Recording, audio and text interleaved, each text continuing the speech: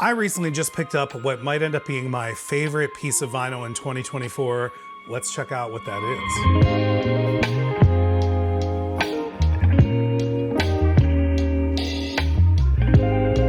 is. So this is a bold statement. I have a lot of vinyl coming in 2024, so what could have already taken the cake for the best pickup? Well, it is this, Sam Cooke, Nightbeat. Originally released in 1963, this is a special album from Sam Cooke. If you're not familiar, Sam Cooke was a soul singer, maybe one of my favorite all-time soul singers. A lot of his work is considered to be the start of soul music. He's considered the king of soul in some conversations. In his very tragically short 8-year career, he amassed a body of work that is still extremely influential and inspiring today. And like many artists of his time, Cooke focused primarily on singles and had 29 top 40 hits, and a lot of his music, especially in the early years, is highly arranged with grand orchestrations and background singers. So all that to say, this album is a glimpse into what I think, and a lot of others believe, would have only been the start of these kind of projects had Sam Cooke lived on.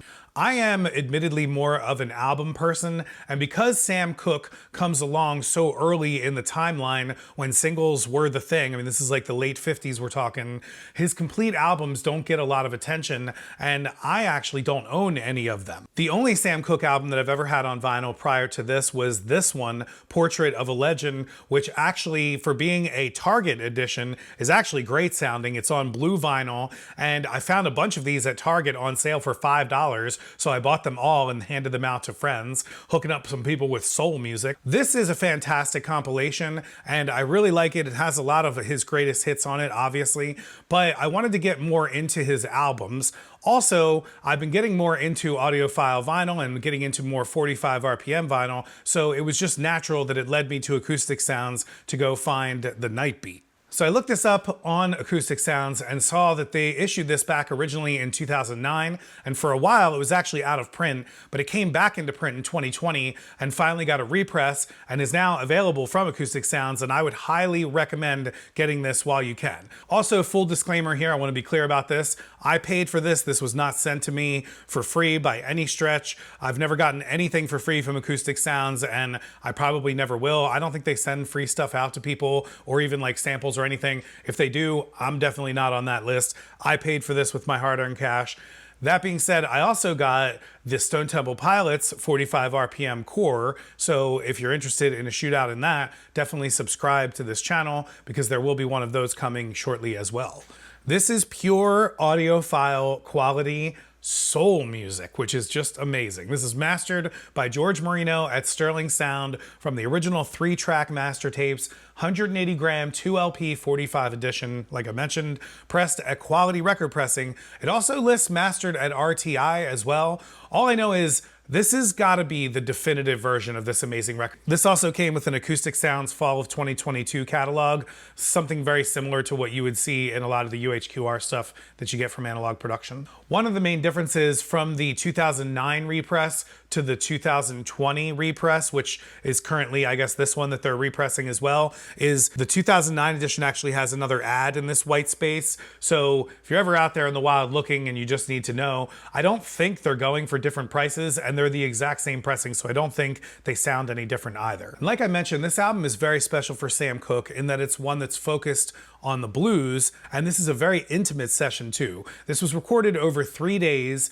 The group here is very small, consisting of pianist Ray Johnson, lead guitarist Barney Kessel, bassist Cliff Hills and Cliff White, drummers Hale Blaine and Ed Hall, Renee Hall on rhythm guitar, and a 16-year-old kid named Billy Preston on organ. Yes, that Billy Preston.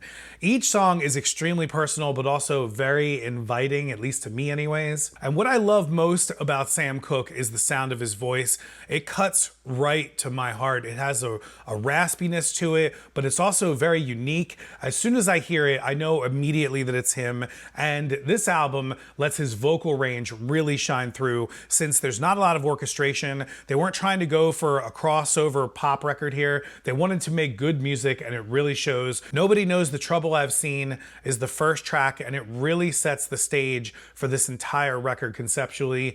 This is not a concept album, but you can clearly see where artists like Isaac Hayes and Otis Redding later like adopt these ideas and these concept records in the world of soul music. I really like how stripped down the first track is, just his vocals and the drums. It's almost done like a hand percussion ostinato. And this is a classic song at this point, but this sounds like a really new version. And then we get into Lost and Lookin', the next track, which is almost a complete solo of just Sam Cooke, and it is beautiful. Probably my favorite track on this record is Mean Old World.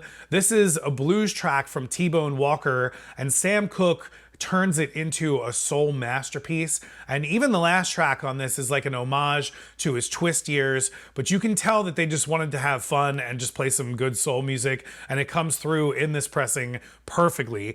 The vinyl is completely silent, and I crank this up and get a ton of detail and no noise at all. I've never heard any other pressing other than this one, but I gotta say that this must be the best pressing out there of this. I can't imagine even an original sounding much better than this, but I also can't imagine that you're gonna get an original in this condition either. That's such a huge thing to consider when you consider getting reissues versus originals, is actually getting something in really, really good condition. All that said, I do wish they would have gone a little bit farther with the jacket on this. It's a glossy direct-to-board jacket, but I don't like when they stuff two 180 gram records into a single sleeve. I know the original was probably a single sleeve, but I would have absolutely loved for this to be like a Stoughton hardcover gatefold with some great photos.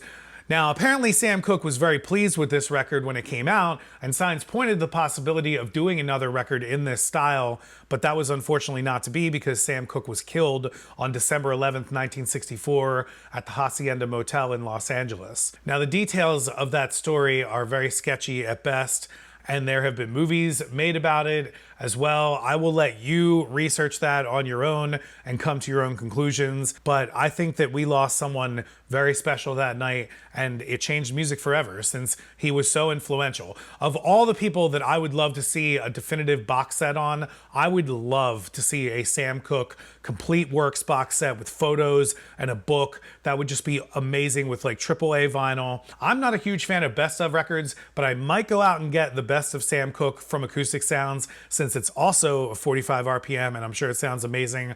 I also would really love for Chad and crew to do all of these records as 45s from him, especially the Living Stereo stuff. I think it would be an amazing addition to the audiophile pressings that they have. So if you love soul music and you don't have any Sam Cooke, go get this one. It's definitely worth your money, and it is absolutely one of my favorite records of 2024 and could be my all-time favorite record for 2024. All right, if you like this video, you're probably gonna like some others on the channel, like this one right here. You're probably really gonna like this video, so go watch this video or this one. You might like this one too. I don't know. Maybe this one, I don't know. Maybe this one too, I'm not sure, but go watch all of them. Go watch all of these videos, please. Thank you.